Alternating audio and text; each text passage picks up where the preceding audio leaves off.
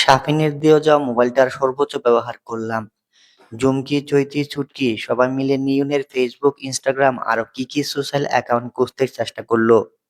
কখনো সালমান ফার্সিকে খুঁজলো, কখনো নিয়নকে। নিয়ন নামের বানান আই দিয়ে, ই দিয়ে, ওয়াই দিয়েও সার্চ করলো। হাজার হাজার প্রোফাইল। অথচ নিয়ন নামে আমি শুধু একজনকেই জানতাম। তার মধ্যে কতগুলো আবার লকড আইডি।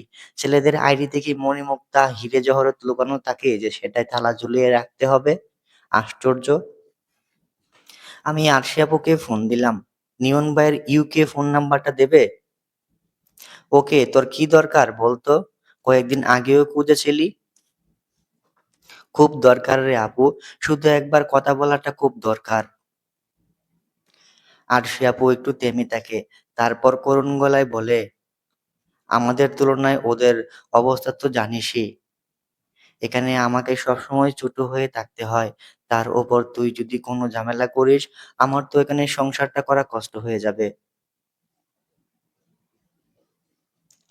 আমি অনুনয় করি, আমি কোনো ঝামেলা করব না, আমি শুধু একবার কথা বলবো। আমি তোর বাড়িতে আসি, না হয় তুই আয়। তোর মোবাইল দিয়ে একবার কল ধরিয়ে দে, সর্বোচ্চ 10 সেকেন্ড। আমরা তো ঢাকায় চলে এসেছি।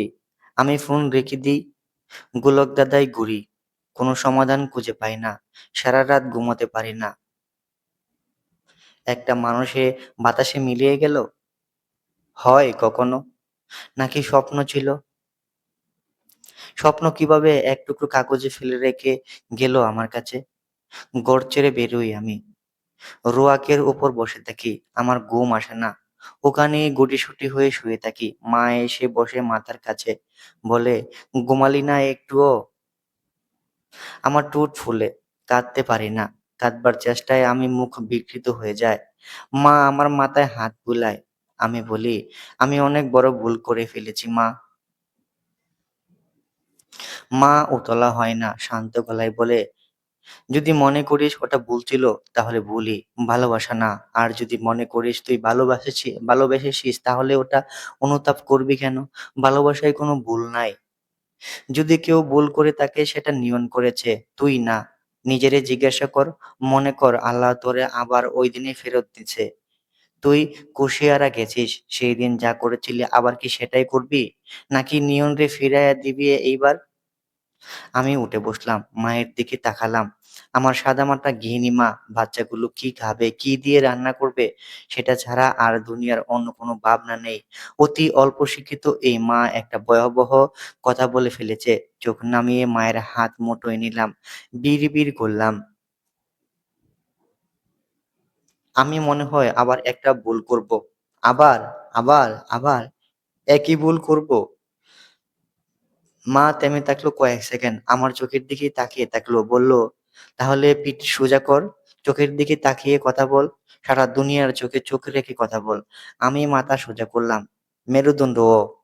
থানায় চলে এলাম কাবিননামা নিয়ে। দায়িত্বরত ওসি ওই হাসেন তো, সেই হাসেন। কটূক্তি করে বললেন, সেমরি সিনেমা একটু কম করে দেখ, আয়নায় চেহারা দেখেছিস? আমি শক্ত মুখ করে বলি, সে আমি দেখে নিব। কাজী অফিসের আশেপাশে সিসিটিভি ক্যামেরা আছে, আপনি দেখেন। নিয়ন ওই দিন এখানে এসেছিল। আপনি চৌধুরী বাড়ি যান, নিয়নের ফোন নাম্বার নিয়ে যোগাযোগ করেন, আমাকে মিথ্যাবাদী প্রমাণ করে দেন। আমাকে প্রমাণ করে দেন আমি সব মিথ্যা বলছি। এর চাইতে বেশি কিছু চাই না আমি। আমি মিথ্যাবাদী প্রমাণিত হতে চাই।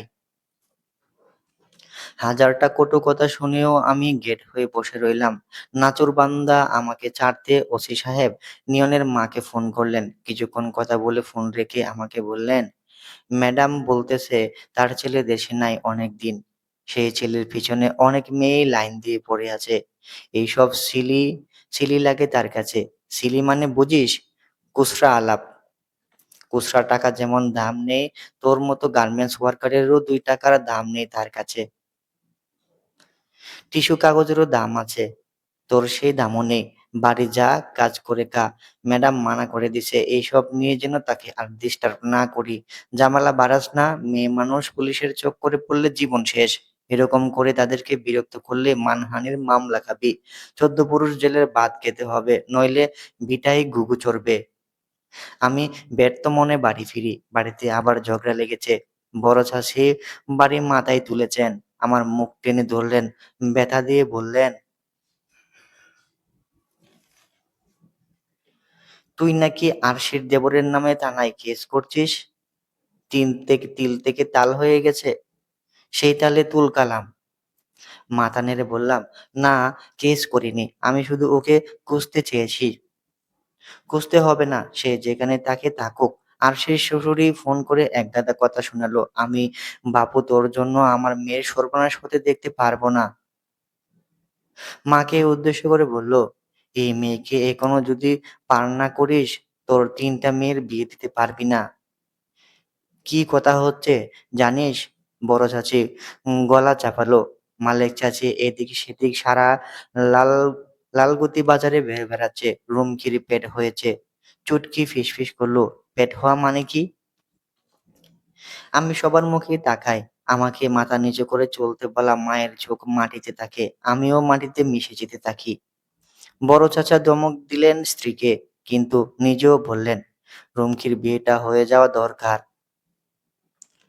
রুহুলের ছেলের সাথে তো আর হবে না। ওরা আর রুমকিকে নেবে না। আমার বড় যা যে সম্বন্ধটা আনছে সেটাই চেষ্টা করি। মেয়ে তো অনেকগুলো, পার তো করা লাগবে।" বড় চাচি উৎসাহী হয়ে বললেন, "আজকেই ডাকি ওদেরকে। বিয়েটা হয়ে যাক, তাহলেই সবার মুখ বন্ধ হয়ে যাবে। স্বামীর সংসার পেলে রুমকিও আরশির দেবরের জন্য এরকম পাগলামি বন্ধ করে দেবে। স্বপ্নেরও সীমা আছে। কই সে ছেলে আর কি এই রুমকি? এই মেয়েরে তাড়াতাড়ি ঘর থেকে নামাও, তারপর মিলাদ দেও। তোমার হাড়ে বাতাস লাগুক। আজকেই সন্ধ্যাবেলাতে আসতে বলি ওদেরকে। খেজুর বাতাসা দিয়ে বিয়ে হয়ে যাবে।" মা মাটির দিকে তাকিয়ে জবাব দিল, "আমি রুমকির সংসার চাইছি, ওকে ঘাট থেকে নামাইতে চাই নাই। ওর ইচ্ছা ছাড়া কোনো বিয়ে হবে না।" বড় চাচি ক্ষিপ্ত হলেন, "তোমার কথায় কি হবে? তুমি তো ওর মা না। বাপের অবর্তমানে চাচাই গার্জিয়ান। আমরাই ওর বিয়ে দেব।" মা জোর গলায় উচ্চারণ করে, "আমি মা হই বা না হই, রুমকির মত ছাড়া কোনো বিয়ে হবে না।" "রুমকির মত আছে? কি রুমকি, বিয়ে করবি না? ১২ বাতারি হবি? এই বোনগুলোর জীবনে শেষ করবি?" মা ঠান্ডা গলায় বলল, "রুমকির মতো দেবে না। ও বিয়ে করবে না। আজ না, কাল না, কোনোদিন না। ওর বিয়ে হয়ে গেছে। তুই ওর সর্বনাশা কথা বলিস? লজ্জা করে না?" বড় চাচি হাই হাই করে উঠলেন, "সবাই মিলে আমার আরশির পেছনে লেগেছে। ওরে সংসার করতে দেবে না। ওর কপালের সুখ কারো সহ্য হয় না। সবাই আমার মেয়েটা হিংসা করে।" মা শক্ত গলায় বলল, "আরশিকে বলো নিয়নের সাথে রুমকিকে একবার কথা বলিয়ে দিতে। তাহলেই তো সবকিছুর সমাধান হয়ে যায়। ও একবার নিজের মুখে রুমকিকে বলুক, রুমকিকেও ও বিয়ে করেনি। রুমকির সাথে ওর দেখা হয়নি, কিচ্ছু হয়নি। তারপর আমি আমার মেয়ের চাপ আর হাত-পা বেঁধে ফেলে রাখবো। কাউকে কষ্ট হবে না।" বড় চাচি মাথায় হাত দিলেন, "তোদের কি জ্ঞান বুদ্ধি কিচ্ছু নেই? এরকম লজ্জার কথা সেই ছেলেকে বলা যায়? মান সম্মান থাকবে কিছু?" মায়ের গায়ে হাত বুলিয়ে দিতে বললেন, "বামুন হয়ে ছাদে হাত বাড়ালে হাত পুড়ে, কপালও পুড়ে। আমাদের সাধ্যে যা তার বেশি চাওয়া উচিত না। রুমকির বিয়েটা দিয়ে দিলে মাথা থেকে এসব কোথায় চলে যাবে? আমাদের যায়নি? ছোটবেলায় সিনেমার নায়ককে বিয়ে করতে চাইতাম, কল্পনায় নায়কের সাথে সংসার করতাম। সেসব কখনো সত্যি হয়? কত মেয়ে শুনি প্রিয় নায়কের বিয়ে হয়ে গেলে বিষ খায়। সেসব আশকারা দেওয়া কি মায়ের কাজ? মা হয়েছিস, মেয়ের হিসাব মতো বাপ মতো ছেলে দেখে বিয়ে দিয়ে দিবি। আমার কোনো তাড়া নেই রুমকির বিয়ে দেওয়ার।" বড় চাচি ফুঁসে উঠলেন, "তাহলে ভিন্ন তাহলে ভিন্ন হতে হবে। আমাদের আরো মেয়ে আছে। তোদের নষ্টামির কারণে তো সবার কপাল পোড়াতে পারি না। আমরা ভিন্নই। আলাদা হাঁড়িতে ভাত খাই। বাড়ি ভিন্ন হবে। এতদিন এক উঠোন ছিল আমাদের। রাতারাতি বাঁশের বেড়া পাঁচিল উঠে গেল মাঝখান দিয়ে। আমার ৩ বোন আমাকে জড়িয়ে ধরে বসে থাকে।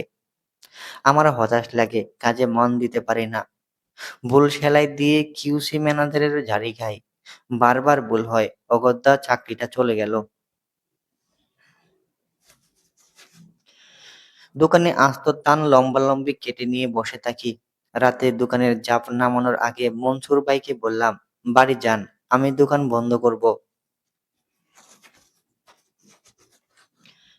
তুমি যেভাবে দুঃখ বিলাস করতেছো তাতে খুব তাড়াতাড়ি তোমার দোকান বন্ধ হয়ে যাবে। আই মিন, লাটে উঠবে। উঠুক, আমি তো পাগল, পাগলের কাছে কে জামা বানাতে আসবে? মনসুর ভাই উঠে দাঁড়ালেন, আমার হাত ধরে বললেন, চাকরিটা গেছে, দোকানও যাবে। স্বাভাবিক হও রুমকি, জীবনে এইভাবে তেমন থাকে না। তোমার মা কিছু বলে না তোমারে? আমি মুখ ফিরিয়ে নিই, আমার কাঁদতে ইচ্ছে করে কিন্তু চোখে জল নামে না। জব করে দোকানের শাটার নেমে গেল। আমি চমকে বললাম, চুমকি তুই চাবি আনতে গিয়ে কোথায় হারিয়েছিলি? আমি দোকানের ভেতর, না দেখে শাটার নামিয়ে দিলি? এত ব্যস্ত তুই? চুমকি না। আমি রেগে গিয়ে বললাম, চুটকি নাকি? এটা কি ধরনের ইয়ার্কি? চুমকিও না চুটকিও না। বড় চাচির গলার আওয়াজ পেলাম, চিৎকার করে লোক ডাকছে, হাতে নাতে ধরেছে আমাকে। দোকানের ভিতরে কুকর্ম করছিলাম।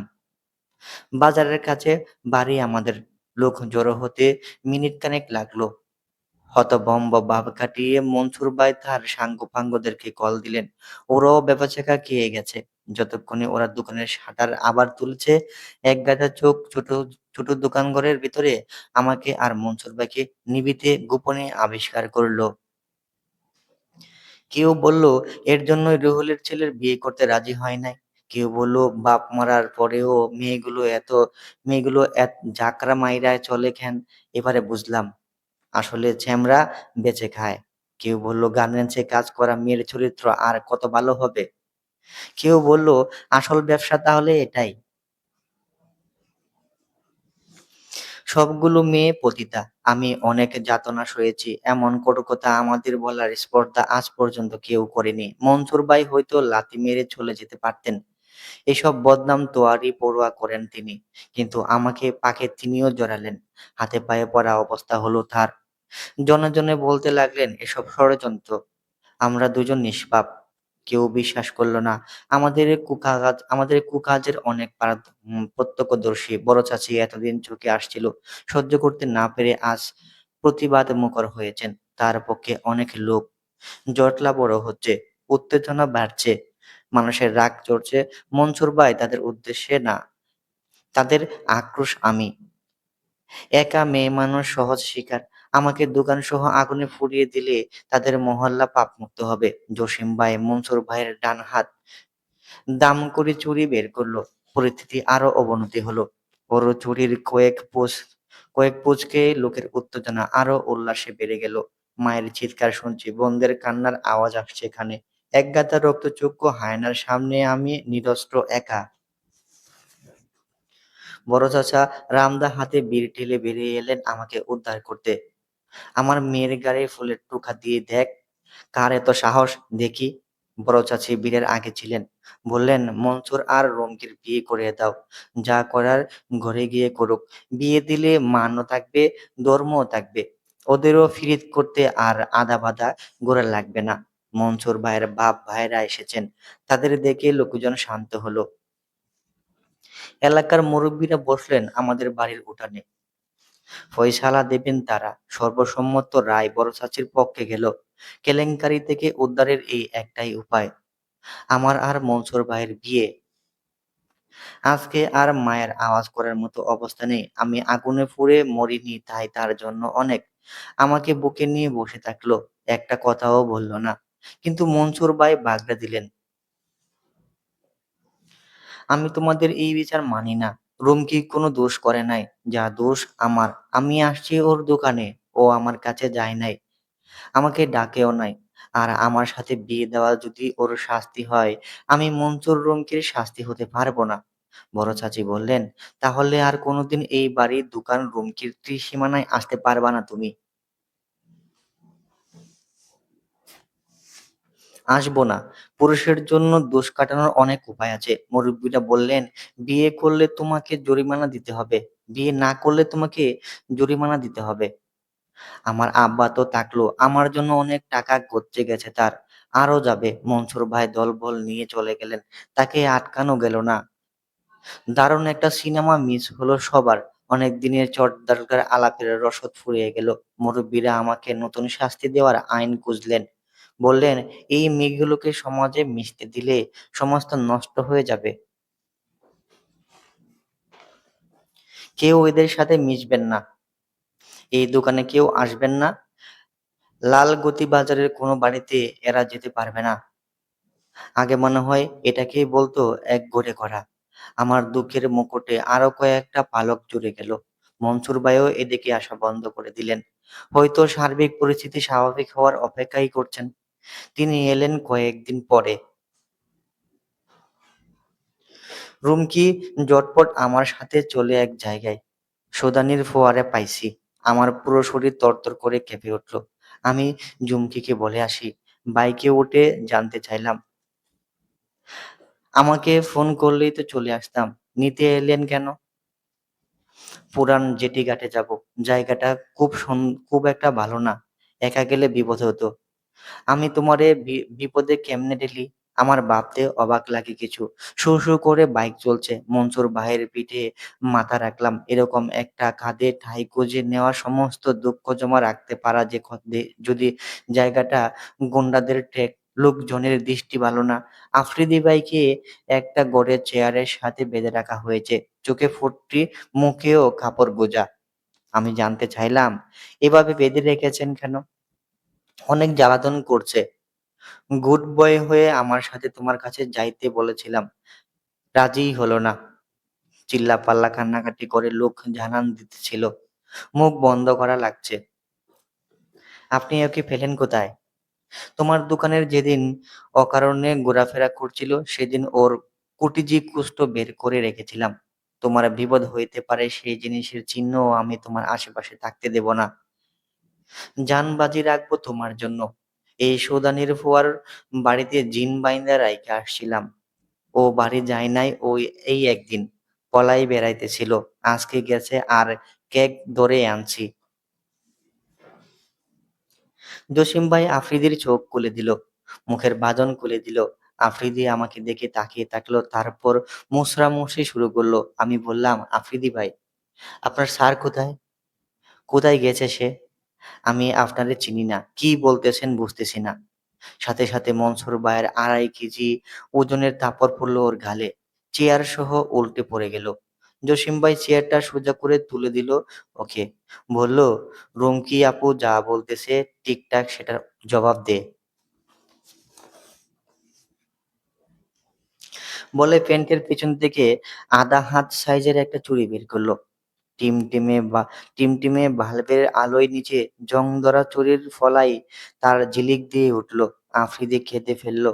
আমারে ছেড়ে দেন আপা, আমি কিচ্ছু জানি না।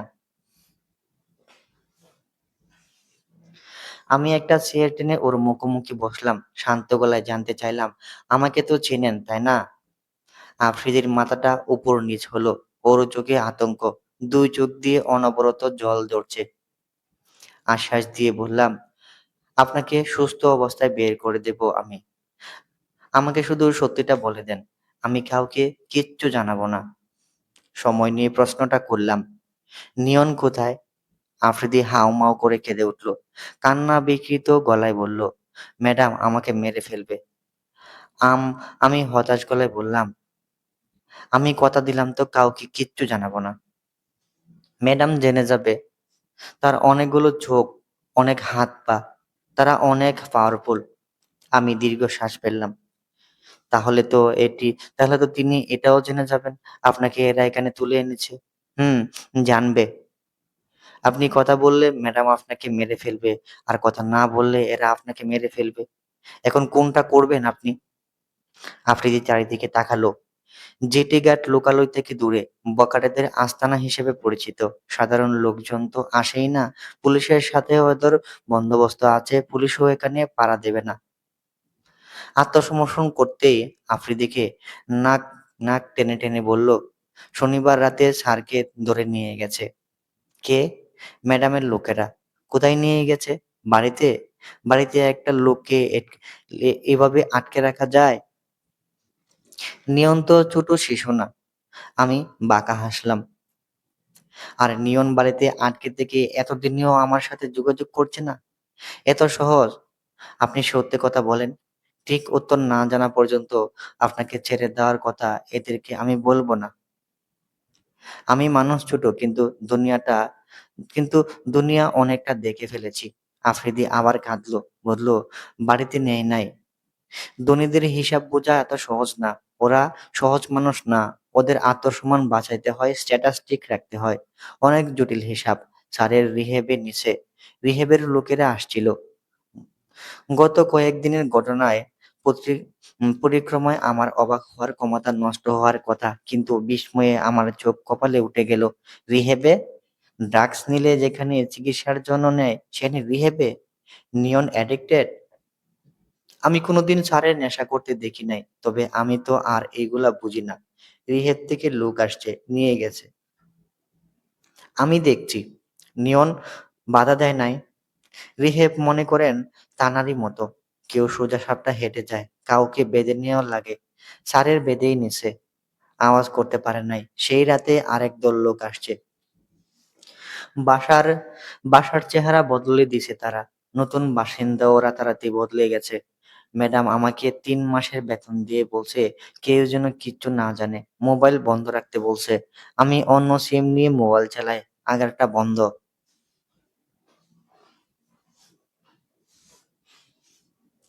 আমি বললাম, আমি বিশ্বাস করি না। নিয়ন আমার সাথে যোগাযোগ কেন করছে না তাহলে? উত্তরটা জসিম ভাই দিল। রিহেব কি তোমার বাসার মতো? ওখানে সবাই যাবজ্জীবন আসামি। চাইলেই কেউ বাইরে যোগাযোগ করতে পারে না। বাইরের কেউ চাইলেই সেখানে যেতে পারে না।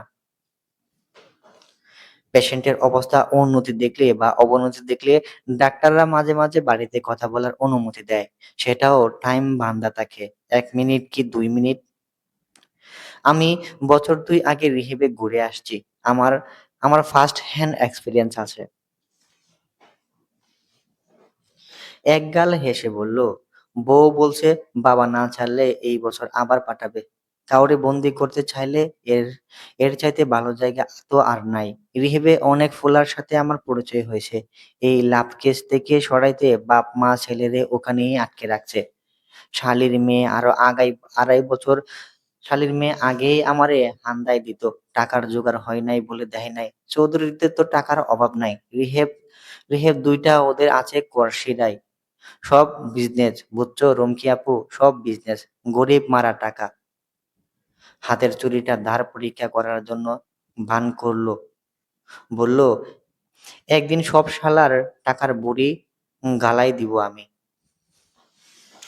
জেটি ঘাট থেকে বেরিয়ে এলাম। নদীর পাড়ে খোলা মাঠ। বাতাসের ঝাপটা এসে মুখে লাগলো। আকাশের কোনায় চাঁদ জ্বলছে। আমার অনেক হালকা লাগছে। মুখ তুলে মনসুর ভাইয়ের দিকে তাকালাম। আমার আমার হাইপোথিসিস ভুল হলো মনসুর ভাই। আমি সিনোফ্রেনিক না, পাগল হইনি এখনো, তাই না? মনসুর ভাই বিষণ্ণ একটুখানি হাসলো। প্রত্যুত্তরে, আমি চাই জীবনে যেন জীবনে তুমি যেন কোনো দুঃখ না পাও রুমকি। কিন্তু দুঃখ তো আমার পায়ে পায়ে ঘুরে। তোমারে জড়ায় ধরতে চায়। এত কথা তুমি গুরুত্বপূর্ণ একটা লাইন মিস করে গেছে। ছেলেটা নেশাখোর। তুমি না জেনে শুনে এই দুঃখ কিভাবে মাথায় নিলে? আমার বিশ্বাস হয় না মনসুর ভাই। বিশ্বাস করো রুমকি। বিশ্বাস শুরু করো। তাতে দুঃখ একটু কম পাবা। কয়দিন চেনো তুমি ওকে? কয়দিন জানো? চিন্তা করে দেখো, ওর মা শুধু শুধু কেন ছেলেকে রিহেবে দিবে? রিহেব কি আরামের জায়গা? লাইফলেস করে দেয় ওখানে। জীবনের আর কিছু থাকে না কারো। অনেক কষ্ট দেয় ওখানে। এত কষ্ট দেয় যেন কেউ দ্বিতীয়বার রিহেবে যাওয়ার ভয়ে নেশার জিনিস হাত না দেয়। কোনো বাপ মা অকারণে ভালো ছেলেরে কষ্ট দিতে রিহেবে দেবে? কেউ দেবে না। চৌধুরী বাড়িতে কয়েকবার আসা হয়েছে আমার। আর শিয়াপুর বিয়ের সময় রাজন ভাইকে হলুদ দিতে এসেছিলাম প্রথমবার। তারপর বিয়েতে এলাম, থাকলাম। এরপরেও কি কি অনুষ্ঠানে কয়েকবার এসেছি। শুরুতে বাড়িটাকে হুলস্থুল ধরনের প্রাসাদ মনে হতো। কয়েক বছরের ব্যবধানে আমার পৃথিবীটা খানিকটা বড় হয়েছে। এখন সাদামাটা ধরনের ধনী বাড়ি মনে হলো। তবে বদলায়নি এই বাড়ির কিছুই। একতলা বিরাট বাড়ি, অনেকগুলো ঘর, এক মানুষ উঁচু সিঁড়ি বেঙ্গে বাড়িটা অন্দরে প্রবেশ করতে হয়। তারপরে টানা টানা প্যাসেজ, ডানে বামে ড্রয়িং রুম, খাবার ঘর, গেস্ট রুম। এর আগে আমার বিচরণ এটা থেকেই ছিল। অতিথি হয়ে এসেছিলাম, বাইরের লোকের মতোই থেকেছিলাম, ভিতরে উঁকি দেওয়ার প্রয়োজন হয়নি। কেমন একটা ভয় ভয়ও লাগতো। এই বাড়ির দেয়ালগুলোতে অদ্ভুত লাগতো বিষণ্ণতা জড়িয়ে থাকে। এটা কৃত্রিম আলোদারির কারণে নাকি অন্য বাড়ির পরিবেশে এরকম বুঝি না। আজকে সোজা এসে ঢুকেছি এই বাড়ির কর্ত্রীর বেডরুমে। অবশ্য অ্যাপয়েন্টমেন্ট নিয়ে আসতে হয়েছে। এই ঘরটা তুলনামূলক সাদামাটা, প্রচুর আলো। জানালার ঠিক পরে একটা বড়ই গাছের ডাল এসে অলস ঝিমিয়ে নিচ্ছে। রোদ্দুর রোদ্দুর টুকরো হয়ে মেঝেতে পড়েছে। ঝিরিঝিরি বাতাস ঘরে আবহাওয়া নাতিতৃষ্ণ। আবারও খুব সাধারণ বড় বিছানা আর ছোট কয়েকটা সিটার, মাঝখানে মাঝখানে গোল তেপায়া ভদ্রমহিলা এলেন পুরো 1 ঘন্টা পরে। ঘরের মতোই সাদামাটা পোশাক ওনার পরনে। ফাফতান ফাফতান বলে এই পোশাকটাকে। বাড়তি কোনো আবরণ নেই গায়ে, তবুও ভীষণ ব্যক্তিত্ববান মনে হচ্ছে। চোখে মুখে দারুণ আত্মবিশ্বাস। আপ্যায়নের ট্রে নিজেই বয়ে এনেছেন। ট্রেতে শরবত, বাহারি কুকি, ফল, মিষ্টি। ছোট টেবিলের উপর ট্রেটা রেখে হাত কুপা করে নিলেন। বসতে বসতে বললেন, খুব গরম পড়েছে না? এসি ছাড়বো? আমি মাথা নাড়ালাম। উনি খুব আন্তরিক গলায় বললেন, তুমি নাকি খুব ভালো সেলাই করছো। আর সে বলেছিল, আমাকে কয়েকটা ব্লাউজ বানিয়ে দিও তো। আমার টেলর এমন ডিজাইন করে রেখেছে, আমার ডিজাইনার ব্লাউজগুলো ক্লোজেট খুললে আমার কান্না পায়। আচ্ছা, কাপড় পাঠিয়ে দিয়েন, আমি বানিয়ে দেব। একটা বানিয়ে দিব, দেখবেন ভালো ফিট করে কিনা। তোমার বিয়ের খবর শুনেছিলাম। কনগ্রাচুলেশনস। আমি হাসি থামানোর চেষ্টাই করলাম না। হেসে হেসে বললাম, নিজের ব্যর্থতায় অভিনন্দন জানাচ্ছেন? সারিকা চৌধুরী উঠে গেলেন, বিছানার পাশ থেকে চশমা নিলেন, চশমা চোখে গলিয়ে আবার আমার সামনে এসে বসলেন। চশমার ভিতর থেকে আমাকে খুঁটিয়ে খুঁটিয়ে দেখলেন। বললেন, তুমি আমার কাছে কেন এসেছো? আপনি কিছু জানেন না, নাকি না জানার ভান করবেন না প্লিজ। আমি জানি আপনার সময় অনেক দামি। আমিও খেটে খাওয়া মানুষ, সময় আমার কাছেও মূল্যবান। আপনি অভিনয় করবেন, আমি আপনার মুখোশ টেনে খুলবো। এত টানা হেঁচড়া না করে ফেস করেন আমাকে। ভদ্রমহিলা কাঁধ নাচালেন, বললেন, আমি শুনেছিলাম you are too straightforward. ভুল শুনিনি, ইউ আর ব্লান্ট। একটু থামলেন, তারপর বললেন, বলো তাহলে, আমি শুনছি। তবে সময় খুব কম। আমি হাসলাম। আমি জানি সময় খুব কম। খুব বেশি দিন নিয়নকে রিহ্যাবে আটকে রাখা যাবে না। নিয়নের বাবা সেটা করতে দেবে না। আপনি সেটা আমার থেকেও ভালোই জানেন। তাই আমার বিয়ে নিয়ে আপনি এত ডেসপারেট? ভদ্রমহিলা সোজাসাপটা বললেন। নিয়ন অ্যাডিক্টেড? অসম্ভব। সারিকা আন্টি নাক চুলকালেন। হাসতে হাসতে বললেন, 7-8 ঘন্টায় মানুষ চিনে ফেলা যায়? এরকম ফাঁসিটা ফেরত দিলাম আমি। সময় নিয়ে তির্যক বাক্য চড়ে দিলাম। চেনার জন্য 30 বছরও যথেষ্ট হয় না, মিসেস চৌধুরী, ঠিক বললাম না? ওনার দৃষ্টি তীক্ষ্ণ হলো। তুমি কি বলতে চাও? কিছু বলতে চায় না, শুধু আলো ফেলতে চায়। হুম হুম, কন্টিনিউ। I will yours. আপনার লাভ ম্যারেজ। বিয়ের পরে অনেক চেষ্টা করেও আপনার সন্তান আসেনি। বিষণ্ণ স্ত্রীকে সন্তানের সুখ দিতে আপনার হাজবেন্ড এতিমখানা থেকে দুটো বাচ্চা এনে আপনার কোলে দিলেন। আপনি সুখী ছিলেন রাজন এবং নিয়নকে পেয়ে।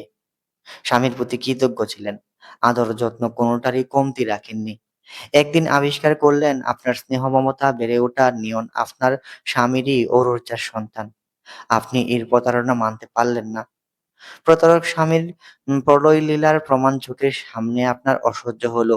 স্বাভাবিক, যেকোনো নারীর জন্যই সেটা অসহ্য। কিন্তু আপনি তো যেকোনো কেউ নন। আপনার স্ট্রং ব্যাকগ্রাউন্ড, ইমপ্রেসিভ ক্যারিয়ার, আপনি খুবই সাকসেসফুল ওমেন। আপনার উচিত ছিল জাহেদ চৌধুরীকে এক্সপোজ করে তাকে ডিভোর্স দেওয়া। কিন্তু সেটা করলেন না আপনি। মিসেস চৌধুরী টাইটেলটা ছাড়তে পারলেন না। নিজে না পারার শোধ তুললেন এই পুরো কাণ্ডে যে একমাত্র নিরপরাধ তার উপর দিয়ে। আপনি টার্গেট করলেন নিয়নকে। মমতার মুখোশ ওর উপরে নির্মম অত্যাচার করেছেন দিনের পর দিন।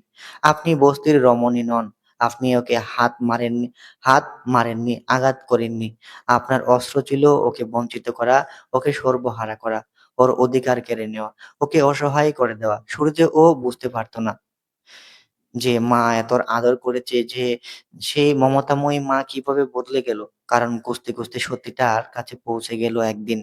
সারিকা আন্টি নড়েচড়ে বসলেন। আচ্ছা, বলো তো, নিয়ন তাহলে ক্লেম করেনি কেন?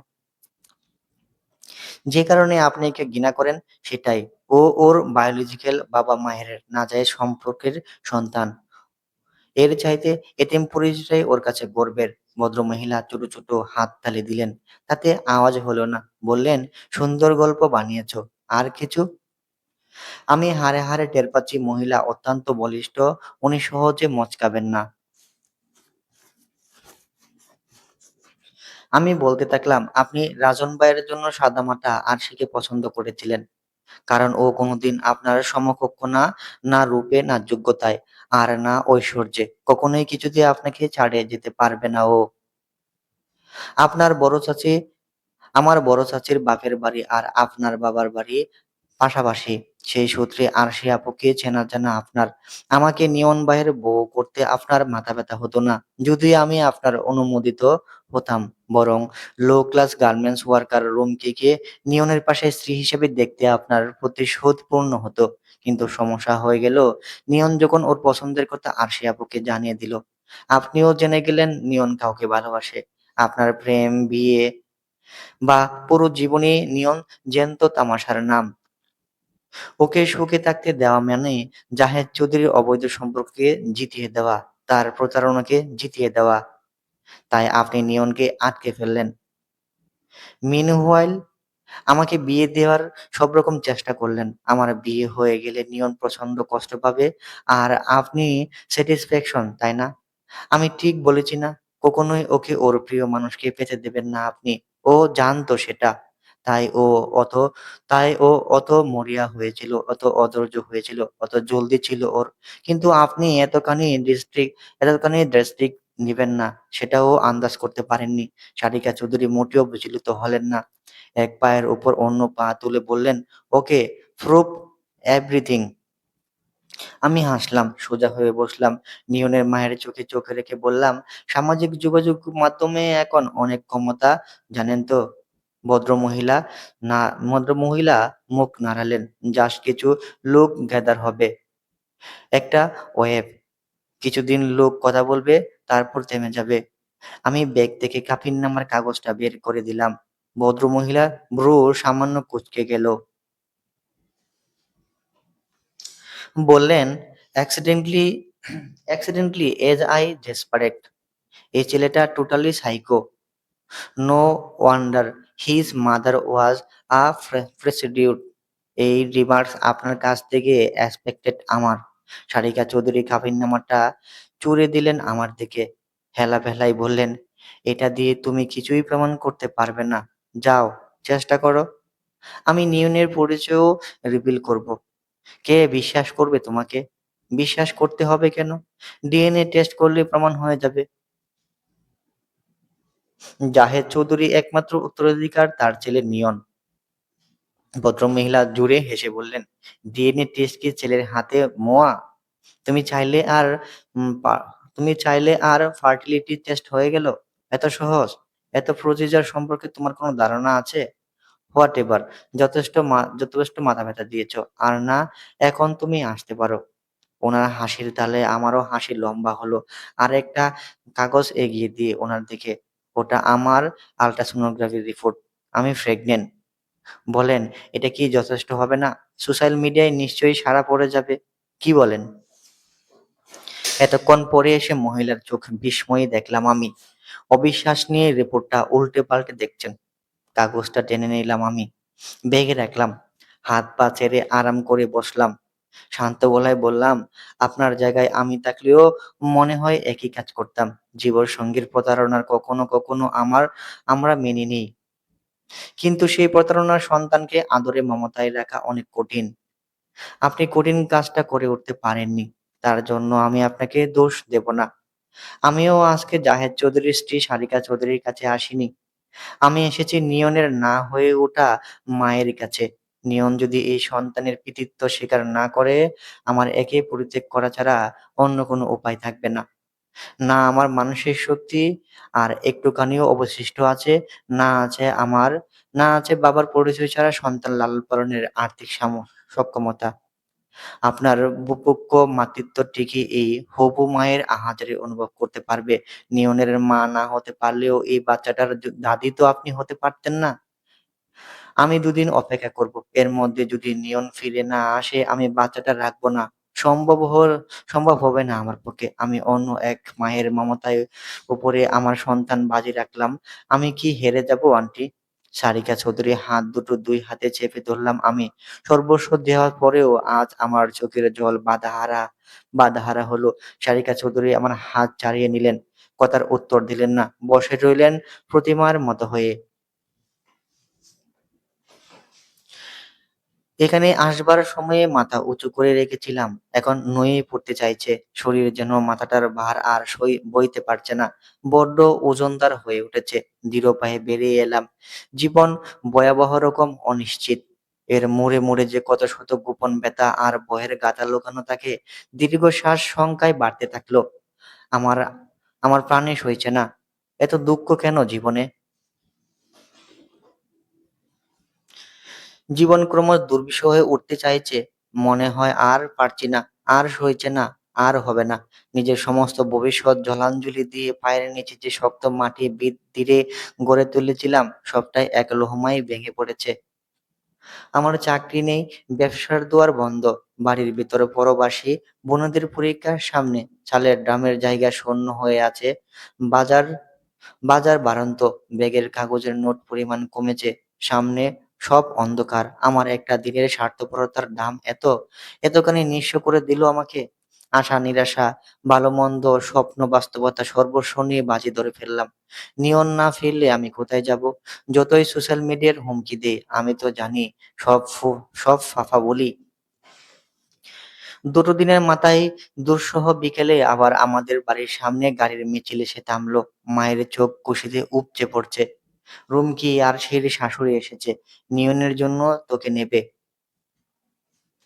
আমার হার্টবিট থেমে যেতে চাইলো।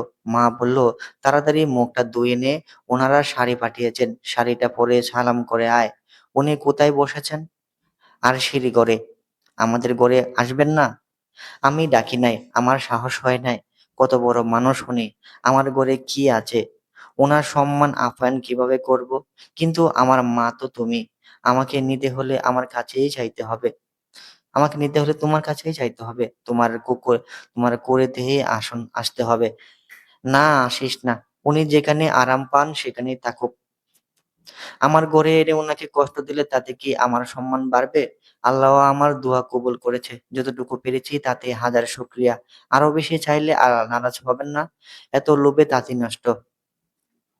আমি শাশুড়ি পরলাম। আমি শাড়ি পরলাম। ঝুমকি আমাকে শাড়ি পরিয়ে দিল। মা কাজলের টিপ লাগাতে লাগাতে বলল, তোর যে কি সুন্দর লাগতেছে। আমি তো চোখ ফিরাইতেই পারছি না রে রুমকি। মিথ্যা করে তুতু দিয়ে বলল, মা না ডাইনি, আমার নজর না লাগুক।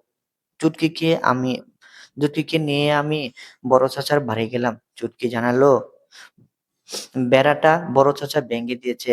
আবার আবার আবার আমরা এক বাড়ি ভর্তি লোক। সবার উৎসুক চোখে আমাকে আপাদমস্তক নিরীক্ষা করছে। আর সে আপুর ছুটে এলো। একটা ট্রে আমার হাতে দিয়ে বলল, আম্মা আমার ঘরে বসেছেন, তুই ওখানে যা, চুটকিকে রেখে যা। উনি তো তোকে একা রেখেছেন। কথাবার্তা হিসাব করে বলিস। উনি বেয়াদবি একদম পছন্দ করেন না।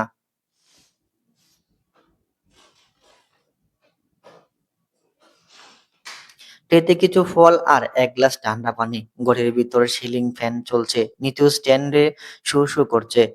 সারিকা চৌধুরী আমাকে দেখে কোনো সম্বোধন ছাড়াই বললেন, নিচের ফ্যানটা বন্ধ করে জানালাগুলো খুলে দাও। আওয়াজে মাথা ধরে গেছে। আমি ফ্যান বন্ধ করে ওনার সামনে দাঁড়ালাম। ইশারায় আমাকে বসতে বললেন। মোবাইলে কথা বললেন। ফোনটা রেখে পানিটা খেলেন। গ্লাসটা রেখে জানতে চাইলেন, নিয়নের সাথে দেখা হয়েছে? আমি মাথা নাড়ালাম। দেখা হয়নি ওর সাথে। এত লোকের মাঝে খুঁজিনি ওকে। আমার বুকের ভার নেমে গেছে। এতটুকুই যথেষ্ট। ভদ্রমহিলা আজ পান্না সবুজ রঙের শাড়ি পরেছেন। গায়ে দামি অলংকার। খুব অভিজাত দেখাচ্ছে ওনাকে। স্নিগ্ধ হেসে বললেন, সুসংবাদটা ওকে দেইনি আমি। আমি কৌতূহলী হলাম। জানতে চাইলাম, কোন সুসংবাদ?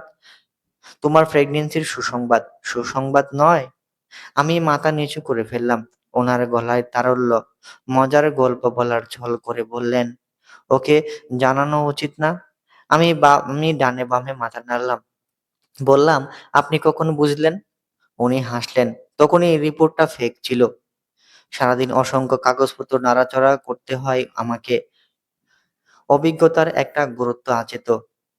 কাগজ হাতে নিতেই টের পাই কোনটা আসল, কোনটা নকল। তুমিও ধরা পড়ার ভয়ে এটা খুব দ্রুত হাতে সরিয়ে নিয়েছিলে। রিপোর্টটাতে লেখা ছিল ওটা উইকস প্রেগন্যান্সি। নিয়নের সাথে তোমার অত আগে নিয়নের সাথে তোমার অত আগে দেখা হয়নি।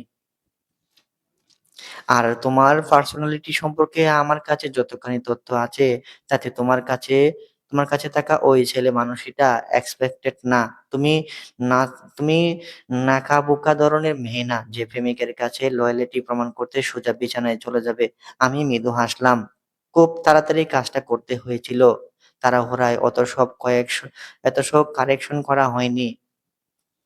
৳৬০০ বোধহয়, এর চাইতে বেশি ডিটেইলিং আশাও করা যায় না। আমি impressed. You are indeed brilliant. আপনি জেনেও আমাকে শেষ করতে দিলেন না কথাটা। বললেন, আই ওয়ান্টেড টু কুইক। আমাদেরকে কোথাও থামতে হবে সেটা জানাটা জরুরি। এক মুহূর্ত থামলেন উনি। বললেন, আমার মধ্যে কোনো রিগ্রেট নেই। আমি নিয়নকে মেনেও নিচ্ছি না। খুব দ্রুত তোমরা দেশ ছাড়বে, সেটাই আশা করছি। চোখের সামনে ওকে হ্যাপি হতে দেখা আমার পক্ষে সম্ভব না। আমি অতখানি উদার মানুষ নয়, রুমকি। আশা করি তুমি বুঝতে পেরেছ আমি কতখানি ডিড আমি কতখানি ভিনডিক্টেড। ভদ্রমহিলার কণ্ঠ কঠিন হয়ে এলো। আমি উঠে দাঁড়ালাম। উনার পা ছুঁয়ে সালাম করতে নতজানু হলাম। উনি বললেন, আমি তোমাকে ব্লেজিং দিব না। সামহাও তোমার মধ্যে যদি ইন্টেলিজেন্ট সেলফিনি ইয়াং সারিকা দেখতে পেয়েছিলাম, তাই একটা লম্বা চান্স দিলাম। আমি শুধু এটা বুঝতে পারছি না, নিয়ন ৭-৮ ঘন্টায় তোমাকে বিয়ে পর্যন্ত কিভাবে নিল? How come? তুমি এত সহজ মেয়ে নও। তোমরা সবাইও এটা ভেবে অবাক হও, তাই না? কিন্তু নিয়ন তো আমার এতদিনের সিদ্ধান্ত না। ও আমার কতদিনের প্রেম-টেম সেটা তো তোমার জানোই। না, কত শত রাতের একটু করে ঝামেলা, কত করে জমানো ভালোবাসা। আমি কেমন করে পায়ে ঠেলে দিতাম ওকে। সারিকা চৌধুরী বললেন, অবশ্য that kid is incredibly manipulated, just like his father. তুমি বলেছিলে না আমি কেন জাহেদকে ছেড়ে দিইনি? অসংখ্যবার জানতে চেয়েছি। ও ততবারই আমাকে এক্সপ্লয়েট করেছে। আমরা মেয়েরা মায়ার কাছে খুব অসহায়। আমার কি মনে হয় জানো রুমকি, নারীর মেরুদণ্ডের কিছুটা অংশ তার হৃদয়ে বসবাস করে। যতই সোজা হয়ে দাঁড়াতে চায়, ততবারই কুঁজো হয়ে ফিরে আসি। খুব বিষণ্ণ শোনালো ওনাকে। তারপর আবার ওনার চোয়াল শক্ত হতে দেখলাম। বললেন, আমি চাই তুমিও আমার মতো সাফার করো। বিট্রিয়াল সহ্য করে কতখানি উদার হতে পারো সেটা দেখতে চাই। তারপর আমাকে ক্রুয়েল মনে হয় কিনা সেটা তুমি বেশি একটা আড্ডা দেওয়া যাবে। তোমার সাথে আমার ডুয়েলটা জমবে ভালো। আমার হাত পা শিরশির করে উঠল। ছাদে উঠে বসে থাকলাম। নিয়ন এলো শেষ বিকেলের সময়। নরম নীল রঙের শার্ট, চোখ চোখ ঢাকা রোদ চশমা আর সমান করে ছাঁটা চুল। আর্মি ছাট বা কদম ছাট কি যেন বলে ওই হেয়ার কাটকে। আমি চমকে গেলাম ওনাকে দেখে। হাহাকার লাগলো আমার। সব ভুলে কাছে গিয়ে বললাম, ও মা, এই চুল আবার আগের মতো হতে কতদিন লাগবে? নিয়ন হাসলো। আমি মুগ্ধ হয়ে তাকিয়ে থাকলাম ওর দিকে। ও বলল, এতদিন পরে দেখা হলো, এই জানতে চাইছো? আমি মুখ ফিরিয়ে নিলাম। বললাম, "না, অন্য জরুরি কথা আছে।" "হুম, বলো।" আমি অন্যদিকে তাকিয়ে বললাম, "আমাদের বিয়ের কাবিন ছিল ৳১০,০০,০০০। ওই টাকাটা আমার চাই। কালকে ব্যাংক আওয়ারে আমাকে টাকাটা দিয়ে দিবে তুমি।" নিয়ন থতমত খেল। বিস্মিত গলায় বলল, "এত এটা তোমার জরুরি কথা ছিল? এজন্য আমাকে ডেকেছ?" "হুম, টাকাটাই শুধু চিনলে।" নিয়নের গলার অভিমান। আমি দাঁত কিরমির করলাম। "একদম ন্যাকামি করবে না। বিয়ে করার সময় মনে ছিল না দেনমোহর দিতে হবে? আমি অত্যন্ত অসৎ, মিথ্যাবাদী, জালিয়াত ধরনের মেয়ে। আমাকে নিয়ে তো রিসার্চ করেছিলে। এগুলো তো তোমার জানা থাকা উচিত।" নিয়নের গলা আনন্দ খেলল। "বিয়েটা করেছিলাম বলেই তো তুমি অপেক্ষা করেছিলে, নইলে কবে জান কলিজার গলায় মালা দিয়ে দিতে।" আমি বললাম, "আমাদের কথা হয়েছিল আমরা এই বিয়ের কথা মুখে আনবো না। তাহলে দেনমোহরের প্রশ্নও আসছে না?" নিয়ন কাঁধ নাচালো। আমার মেজাজ খারাপ হলো খুব। রাগ করে ওর হাতে কামড় দিলাম। নিয়ন ব্যথায় কাতর হয়ে গেল। মুখ লাল করে বলল, "তুমি তো অনেক দুষ্ট রুমঝুম।" বলতে বলতে আমাকে টেনে নিল। সম্বন্ধে নেমেছে অনেকক্ষণ। নিয়ন জড়িয়ে ধরল আমাকে। আমি নিজেকে মুক্ত করতে চাইলে ওর আলিঙ্গন আরো শক্ত হলো। ফিস করে বলল, "এখানে অনেক কষ্ট হয়েছে রমজুম, ওখানে অনেক কষ্ট হয়েছে।" আমার মনে হচ্ছিল পাগল হয়ে যাচ্ছি। ভয়ংকর দম বন্ধ লাগতো। মনে হতো আর কোনোদিন তোমাকে দেখতে পাবো না। তুমি ছাড়া নিজের মানুষ আমার যে আর কেউ নেই। আরেকটু সময় কাছে থাকো প্লিজ। আমি ডোক গিললাম। এই মানুষটা এতখানি কাছাকাছি এলে আমি যে বেঁচে যাই। জোর করে ছাড়িয়ে নিলাম নিজেকে। নিচে নামতে ফিরে গেলাম। আরেকবার ভেসে যেতে ইচ্ছা করলো। ওকে জড়িয়ে ধরলাম, গলা পেঁচিয়ে ধরলাম, ফট করে গালে একটা চুমু দিলাম। নিয়ন বিড়বিড় করল, এইটুকুতে কিছু হয় না রমজুম। তোমার শেখা দরকার। চুমুর জায়গা এটা নয়। পরিশিষ্ট। আমার দিনগুলো ভীষণ ব্যস্ততায় কাটছে। দেনমোহরের টাকাটা সম্পূর্ণ ব্যবসায় লগ্নি করেছি। বাজারের দোকান নিতে হয়েছে। ১০ জন কারিগর দিনরাত কাজ করছে। বাচ্চাদের পোশাকের ছোট কয়েকটা অর্ডার পেয়েছি। তাতেই নিঃশ্বাস বন্ধ হওয়ার জোগাড়। ২ দিন হলো নিয়ন লাগেজ একটা ফোল্ডিং বিছানায় নিয়ে আমার বাড়িতে এসে উঠেছে। ঝগড়া করেও লাভ হয়নি। আমাকে যুক্তি দেখালো। "মনে করো আমাদের অ্যারেঞ্জ ম্যারেজ হয়েছে। সেরকমই তো, তাই না? এখন প্রেম করতে তো হবে।" ন্যাকামি দেখে আমার গা জ্বলে গেল। ও আমার বোনদেরকে ঘুষ দেয়। একবার দুলাভাই বলে ডাকলে প্রতিবার ৳৫০০ করে পুরস্কার। রাতে কাজ করছি, ও দোকানে এসে হাজির। চিন্তিত কপালে বাজ ফেলে মুখটাকে শুরু করে বলল, "রুমঝুম জান কলেজা লেখা কালপ্রিটটা যে কে এখনো বের করতে পারলাম না। আমার সূক্ষ্ম সন্দেহ হচ্ছে এই কাজটা তোমারই। তুমি অনেক দুষ্ট। জুমকি, চৈতি, ছুটকি ওর কত ছুঁইট।" আমি চোখ দিয়ে বিমর্ষ করি ওকে। রাতে ঘুমোতে গেলে নিয়ন খাতা বালিশ নিয়ে আমার বিছানায় চলে এলো। আমার গা ঘেঁষে পড়ে শুয়ে পড়লো। বিছানাটা ছোট। আমার আর চুটকির জায়গাই হতে চায় না। আমি রেগে গিয়ে বললাম, "মাঝখানে শুতে পারি না আমি। আমার দম বন্ধ লাগে।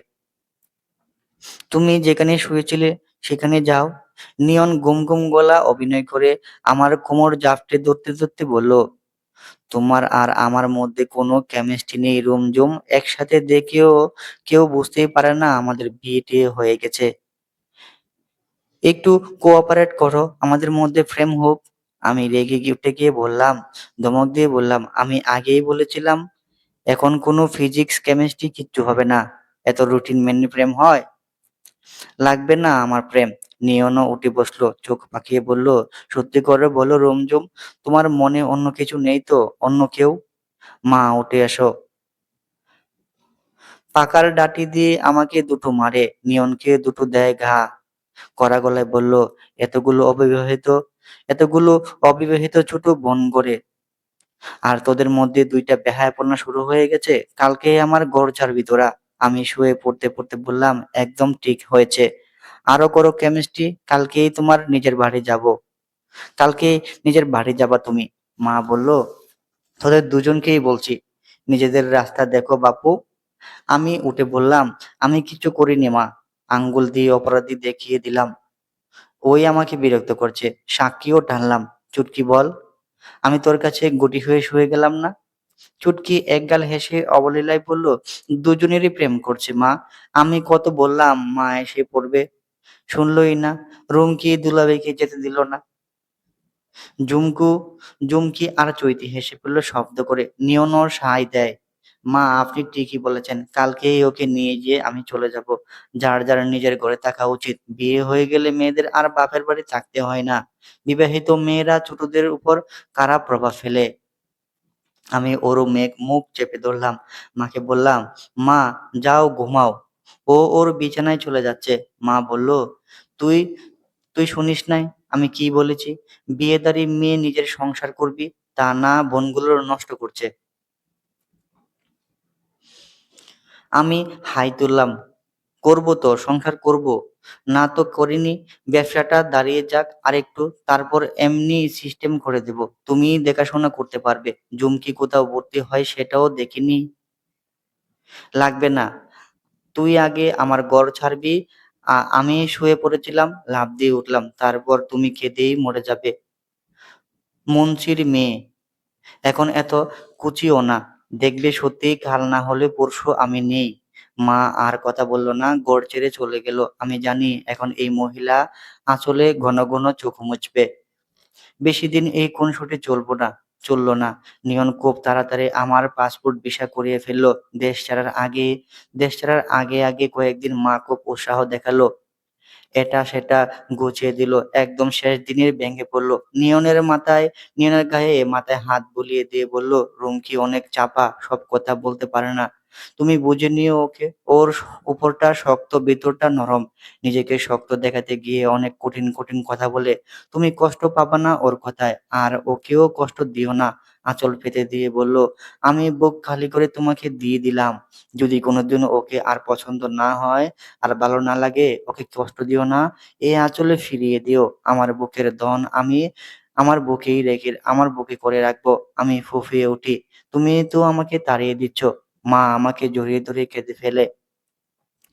বড় চাচা আসেন আমাকে এগিয়ে দিতে। নিয়নের হাত ধরে বলেন, কালামানিকটারে নিয়ে যাও, ওর কদর কইরো আর পড়াশোনা করাইও ওকে। এত ভালো মাথা ওর, অপচয় করা উচিত নয়। ওর অনেক জেদ। তাল মিলিয়ে দুজনে মিলজিল দেখেই দেখো। চৈতি ফিসফিস করে বলল, ছুটকিটা সারাদিন ফোনে কি যেন করে, ওকে ফোন ধরতে মানা করে দিও বড় আপা। জুমকি লাল লিপস্টিকে আমাকে ঠোঁট রাঙিয়ে দিয়ে বলল, ওর ঠোঁটে লালের শেডগুলো খুব সুন্দর যায় বড় আপা। চুটকিটা উড়ে আসে। রুমকি, তুই সবার আগে আমাকে নিবি না তোর কাছে, নাকি চৈতিকে নিবি? চৈতি কিন্তু তোর ব্যাগ থেকে টাকা সরায়, মিথ্যাবাদী আর একটা চোর। আমি জড়িয়ে ধরি ওদেরকে। কেমন করে বাঁচবো এদেরকে ছাড়া? রাস্তায় বেরিয়ে মনসুর ভাইকে খুঁজি আমি। পাই না। চায়ের দোকানে উকি দেই, বাজারের সেলুনে খুঁজি, মনসুর ভাই নেই। আমার কান্না পায়। আমার আগুনের দিনগুলো ফুরিয়ে গেছে। এই মেঘের আনাগোনাও বন্ধ হয়ে গেছে। এই মেঘে কোনোদিনও বৃষ্টিও ঝরে না। এয়ারপোর্টে ঢুকতে ঢুকতে মনসুর ভাইয়ের দেখা পেলাম। ফুলের তোড়া নিয়ে দাঁড়িয়ে আছেন। আমি গাড়ি থামিয়ে লাফ দিলাম। মনসুর ভাইও এগিয়ে এলেন। স্বভাব সুলভ হেসে বললেন, কি ভাবছিলা তুমি যাওয়ার আগে আমি আসবো না, ফাঁকি দেব? আমি কেঁদে ফেললাম। আকুল হয়ে কাঁদলাম। কাঁদতে কাঁদতে বললাম, আপনার জন্য শার্ট বানিয়েছিলাম, কতদিন বেগে নিয়ে ঘুরছি, আপনি শুধু পালিয়ে বেড়ান। শার্টটা নিয়েই পরে ফেললেন মনসুর ভাই। বললেন, ভালো ফিট হয়েছে তো, মাফ নিলা কখন?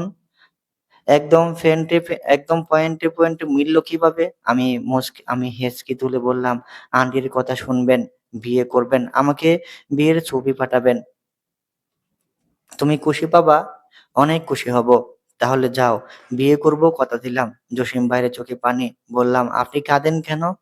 তুমি যে কাঁদতেছ, রুমকি আপু, নেশা করা ছেড়ে দিয়েন। ভাবি কষ্ট পায়। আর আর এসব আড্ডাবাজি বাদ দিয়ে আপনারা কাজে মন দেন। নিয়ন এগিয়ে এলো, মনসুর ভাইয়ের সাথে হাত মেলালেন। মনসুর ভাই ওকে বললেন, মেয়েটা অনেক দুঃখ দেখেছে, আর যেন নতুন করে কোনো দুঃখ না চিনে। ওকে দুঃখে চিনতে দিও না ভাই। আমি বললাম, আপনার বাবার অনেক টাকা, হানিমুন করতে লন্ডনে যাবেন, আমাকে দেখে আসবেন। আমি নিজের হাতে আপনাকে চা করে খাওয়াবো। মনসুর ভাই হাসলেন। ভালো থাকিস রুমকি। আমি আর পিছু ফিরে তাকালাম না। মনসুর ভাইয়ের চোখের জল দেখে আমি আবার কেঁদে ফেলবো। নিয়ন আমাকে শক্ত করে ধরল। আমি একটু একটু করে এগিয়ে যেতে থাকলাম আর নতুন জীবনের দিকে। আমার জীবনের সুখগুলো কি এবার বৃষ্টি হয়ে ঝরবে? সমাপ্ত। মেয়ে, তুমি কি দুঃখ চেনো? গল্পের শেষ অংশ। আফসানা আশা। গল্পটি কেমন হয়েছে অবশ্যই কমেন্ট করে জানাবেন। এরকম সুন্দর সুন্দর গল্প আপনারা আর কোনো চ্যানেলে পাবেন না। সো আমাদের চ্যানেলে পেতে হলে চ্যানেলটি সাবস্ক্রাইব করে বেল আইকনে ক্লিক করে রাখুন। আর দেখা হবে নতুন কোনো গল্পে। সে পর্যন্ত সুস্থ থাকুন, ভালো থাকুন। আসসালামু আলাইকুম।